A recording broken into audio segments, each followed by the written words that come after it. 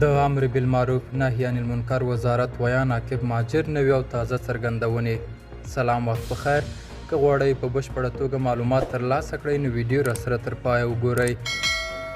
د امر بالمعروف نهي عن المنکر وزارت ویان عاقب مهاجر د دغه وزارت د سرپرست پر حواله په یو ټویټ کې لیکلي دي چې د هیواد د علماو له لوري د حجاب د مراعاتولو طرحه وروستی شوې او د پلي کولو لپاره یې ګڼو بنسټونو ته دنده سپارلې ده. نوموړی وایي دوی خلک تازه اسلام ته نه رابولي او په وینا یې مخکې هم حجاب مراعات شوی و، اوس به یې د لا ښه تطبیق لپاره په ګډه هڅه کوي.